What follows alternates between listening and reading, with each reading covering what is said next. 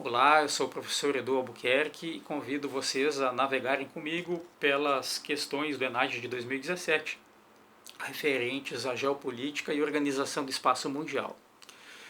Vamos abrir aqui as questões, né? Vai aparecer na tela do seu vídeo. Questão 1, de formação geral, né, das objetivas, ela fala sobre o Brexit. Brexit, se colocar um pão molhado na boca, vai sair com a pronúncia britânica. Lembrando que o Reino Unido, da Grã-Bretanha e da Irlanda do Norte, né, é formado por 4 países. Né? A ilha maior, que é a ilha da Grã-Bretanha, tem Inglaterra, País de Gales e Escócia. E a ilha menor, que é a Irlanda, ela tem a Irlanda do Norte, que faz parte do Reino Unido. Então o Reino Unido é composto por 4 países. Mas para efeitos da União Europeia, computa só como se fosse um país, né? Então, o Brexit foi esse referendo popular que em 2016 decidiu pela saída, né, do Reino Unido do processo de integração da União Europeia. Então, desde janeiro que a União Europeia tem apenas 27 países, não mais 28. Bom, um aspecto muito importante, o cerne do bloco volta a ser a aliança Alemanha-França. Né? Principalmente a Alemanha, porque tem o poder financeiro e a maior base industrial do continente. E outra questão, bom, a Europa por décadas ela foi dominada hegemonicamente por governos sociais-democratas, mas agora nós temos visto uma ascensão, principalmente no leste europeu, de governos de direita nacionalistas e, portanto, contra a União Europeia. É o caso da Áustria, da Polônia e da Hungria. E também cresce a bancada dos chamados eurocéticos no Parlamento Europeu. Dito isso, vamos à questão, então, do ENAD. Né? Vamos lá. O enunciado fala em euros e as alternativas em percentual. Então tem que saber a regra de 3. 100 laranjas igual a 100%, então 10 laranjas igual a X%. Né? Cruza, multiplica, né? Cruzado e depois divide. Né? Se não souber, precisa saber. Aí entre no YouTube e digita lá, regra de 3. Né? Vai ser muito útil para toda a vida, não só para o ENAD, não, até para calcular o quanto vão gastar no Xerox ou numa compra no supermercado. Então vamos lá. A alternativa A, ela pede para somar ali do primeiro gráfico, né, as barras da Alemanha, França, Itália e Reino Unido. Né? Deu um total de 79,9 bilhões, 70,9 bilhões, dos 144,9 bilhões do total da União Europeia, que está no enunciado. Então, o meu 144,9 bilhões é o 100%. E os 70,9 bilhões da soma desses 4 países me dá 48,93%. E não 41,13% como aparece no enunciado, na alternativa. Então, ela está errada. A B é um pega-ratão. Né? Os outros países ali, fala no gráfico que é 42,1 bilhões de euros. Mas a questão, ela está dizendo que é 42,1%, não confere. Né? A alternativa C, ora, já vai para o gráfico 2, né? A C exige a interpretação desse outro gráfico. Ali aparece em azul a contribuição do Reino Unido para a União Europeia, que foi de 11,3 bilhões. Né? E em amarelo o quanto foi recebido pelo Reino Unido da União Europeia, que foi 6,9 bilhões. Então, se 11,3 bilhões é igual a 100%, 6,9 bilhões é igual a 61,6%. Ou seja, se tirarmos aí do 100%, nós temos o valor de 38,94, né, que foi o prejuízo da União, o prejuízo do Reino Unido frente à União Europeia, que é exatamente o que afirma a alternativa C. Né? Ela diz a diferença da contribuição do Reino Unido em relação ao recebido do bloco econômico foi de 38,94%. Correto. Mesmo assim, vamos ver as outras. Né? A alternativa D, né? Alemanha, França e Itália, somando, né, voltando para o primeiro gráfico, nos dá a soma de 59,6 bilhões. Né, dos 144,9 bilhões do total. Então é 59,6 vezes 100 dividido por 144,9. A regrinha de 3, que vai nos dar 41,13%. Né? e não os 50%, né, superior a 50%, como fala o D. E, por último, a alternativa E fala que o Reino Unido, com 11,3 bilhões dos 144,9 bilhões do total da União Europeia, né, pela alternativa, teria sido de 17,8%, né? Mas se a gente somar 11,3 vezes 100 dividido por 144,9 vai dar 7,8 apenas. Então também está errada. Portanto, a C é a correta. A questão 11 das específicas objetivas também fala sobre o Brexit. Então, olha só, caíram duas questões sobre esse tema na prova do ENAD de 2017. Bom, o texto fala que não houve uma confirmação do esvaziamento da União Europeia. Continua valendo isso. De 2017 para cá não houve alteração. E também fala de um reagrupamento do bloco. Né? E dá a entender, né? Não menciona, mas dá a entender que está dizendo basicamente, né, que o Macron, né, nesse ano tinha sido eleito na França, e derrubando, né, a proposta do Frexit, que seria a saída da França, defendida por outros candidatos. Então o Macron, desde o início, defendeu a permanência na União Europeia. Então isso foi um sinal de que o processo do Reino Unido não se alastraria pelo continente, tão cedo pelo menos. Vamos lá para as alternativas então. Eu vou começar de baixo para cima, certo? A alternativa E fala em ascensão de lideranças conservadoras pró-integração europeia. Não, acabei de comentar no começo do vídeo que os conservadores que estão ganhando as eleições, principalmente no leste europeu, eles são da direita nacionalista, portanto não são a favor da integração europeia. A alternativa D afirma que o Brexit fortaleceu a União Europeia. Não tem como. A saída do Brexit não fortaleceu a União Europeia, né? Ela se reagrupou, é outra coisa. A alternativa C fala que o Reino Unido fazia parte da zona do euro. O Reino Unido nunca fez parte da zona do euro.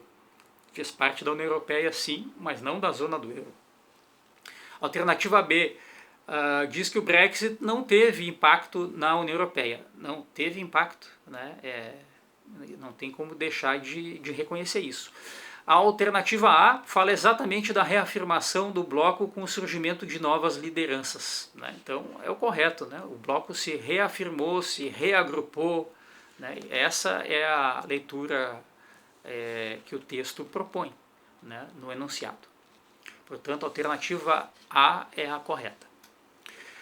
Bom, vamos para o novo assunto agora, questão 6, acompanhando aí no vídeo, formação geral, também objetivas, né?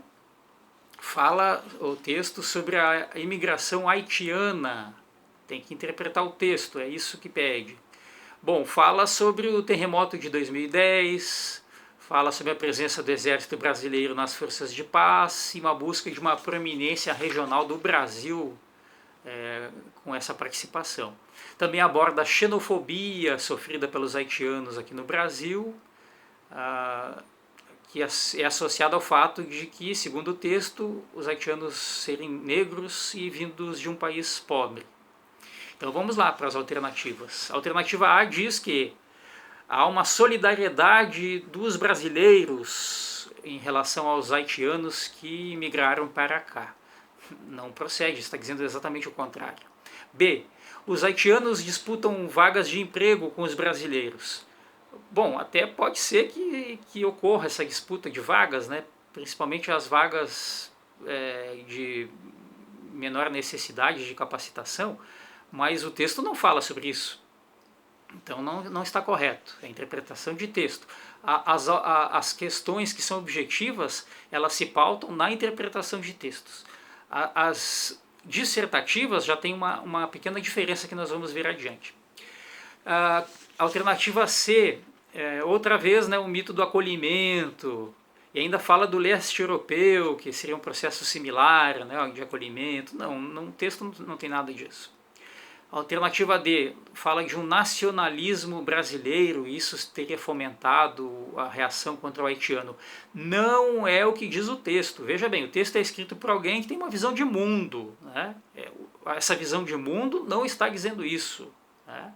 Ela está dizendo que o problema é discriminação. Portanto, a alternativa E, que fala em discriminação social e racismo. Interpretação de texto. Não é questão de concordar ou não. É questão de interpretação do texto. Vamos agora ver então uma questão discursiva, né? Sobre a Venezuela, né? Foi a questão 3 dos componentes específicos, né? Bom, sobre a Venezuela é preciso lembrar que ela optou por um regime antidemocrático, né? Com a Revolução Bolivariana, iniciada pelo Hugo Chávez, né? Em 1999 até 2013 ele comandou, né, com punhos de ferro o país. E a partir de então, Nicolás Maduro, que está lá até hoje, né? Bom, por conta desse caminho, né, não democrático, os Estados Unidos chamou para si a tarefa de isolar o governo venezuelano e apoiar a oposição do Juan Guaidó, né? E em razão dessa crise econômica profunda que se instalou no país e da perseguição política que o regime tem promovido, nós temos aí dados que falam em até 3,4 milhões de venezuelanos que se refugiaram ou migraram, sobretudo para os Estados Unidos e para a Colômbia. Mas o Brasil também recebeu um fluxo que se estima em 37 mil, segundo dados de janeiro de 2020. Bom, a questão, né, propriamente dita, traz novamente textos que expressam opiniões, né? São opiniões dos autores. O texto do portal G1 fala do aumento do número de refugiados da Venezuela em Roraima e sobre as causas desse refúgio, né? Também cita aspectos positivos, né, como o aumento do consumo. O texto da agência da ONU traz um número de refugiados em 2016, né, afirmando que 1/3 destes são venezuelanos. Bom, então o enunciado, né, ele vai pedir para que você explique, né, escreva, disserte, a explicar ao menos 2 das causas desse crescimento do número de refugiados venezuelanos. Bom, o próprio texto fala em perseguição política, racial, religiosa ou perseguição de grupo social ou nacional e étnico. Né? Também fala em violação dos direitos humanos. Então, o texto já está dando pelo menos aí umas 5 aí, possibilidades de você citar, né, 2 das causas desse número de refugiados crescente de venezuelanos em Roraima. A questão B, ela pede que você cite 2 implicações positivas e 2 negativas da presença de venezuelanos refugiados na sociedade e na economia roraimense. Bom, positivo, aumento das vendas nos supermercados e presença de contingentes de refugiados que tem até nível superior, né? Uma parte é qualificada, né? Negativo, bom, precariedade habitacional, né? E indisponibilidade de vagas de trabalho para todos, né? Principalmente as mais qualificadas. Bom, isso é o que diz o texto, mas diferentemente das questões objetivas, aqui você também pode trazer seu conhecimento, a sua bagagem, né? Então, a chave de respostas, né, oficiais do ENAD, ela traz aqui alguns outros elementos, né, que poderiam ter sido citados e até devem ser citados, né? Quando fala em pelo menos 2, não quer dizer que você só tenha que citar 2, né? Procure sempre a nota máxima. Então, ela fala dos aspectos, o enunciado, né, a chave de respostas, das 2 das causas do crescimento do número de refugiados. Ela fala também na deterioração do preço do petróleo, que levou a uma crise sem igual na Venezuela, o crescimento do desemprego, a escassez de alimentos, o racionamento de energia, todos problemas ligados à própria condução da economia pelo regime ou à deterioração dos termos de troca, no caso da commodity petróleo. E como elementos positivos, há outros aqui que o texto não cita, mas que também existem. os refugiados trazem um enriquecimento cultural, maior dinamismo urbano. E negativo, bom, também trazem um aumento do desemprego, sobrecarga dos serviços públicos e o aumento da xenofobia, como vimos na outra questão referente aos haitianos, né? Muito bem, dito isto, vamos para a questão 21. Última questão de geopolítica, né, e organização do espaço mundial. Questão 21 dos componentes específicos objetivos. Está aí na tela. Texto do livro do professor Vicentini apresenta um principal teórico da geopolítica clássica, Halford Mackinder, um britânico. Ele formulou a teoria do poder terrestre, também conhecida como teoria do Heartland, que na tradução, Heartland, coração da Terra, que é uma vasta área, né, encravada nas planícies centrais da Eurásia. Eurásia é como se chama na geopolítica essa junção da Europa com a Ásia, que forma a maior massa de terras, um megacontinente dentro da geopolítica. E Mackinder também fala que dois países em especial lutam pela hegemonia dessa área, a Rússia e a Alemanha. E quem tiver a hegemonia dessa área poderá estender os domínios pelo megacontinente e pelo mundo. Alguns mais recentemente vão incluir também a China nessa disputa pelo Heartland. Mas no tempo de Mackinder era a Rússia e a Alemanha os dois pivôs, os estados pivôs que atuavam nessa área. Muito bem, então vamos lá, quais são as opções, né, que sintetizam a teoria de Mackinder? Veja, objetiva, voltamos agora para as objetivas, interpretação de texto. Então o que diz a alternativa A? Quem domina os mares controla o mundo? Bom, isso é um fato. Hoje quem tem o poder naval e já de algum tempo, né, domina o mundo. Antes foi a Inglaterra no século XIX, século XX passa a ser os Estados Unidos. Os dois se caracterizam por serem poderes navais, né? Mas o texto do enunciado não fala sobre poder naval, está falando sobre poder terrestre, né? E quem dominar essa área da Eurásia vai dominar o mundo, então está indo em outra direção. Alternativa B fala em planejamento do território. Não está falando aqui de planejamento. O texto não aborda essa questão. C. Domínio das terras insulares. Não, isso é justamente o contrário. É do poder naval que tem essa prioridade. O poder terrestre não. Ele tem a prerrogativa de dominar as vastas extensões terrestres. D. Alternativa D. Dinâmica da região central reverbera em hegemonia financeira global. Essa questão não aparece no texto. Alternativa E. Controle do coração do mundo resulta na hegemonia política sobre as áreas centrais e sobre o mundo. Correto, né?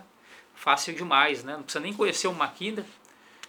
Mesmo quem não prestou atenção na aula de geopolítica, se ler o enunciado direitinho, vai matar. Claro que as aulas vão ajudar bastante, né, a não deturpar o texto e entender o enunciado.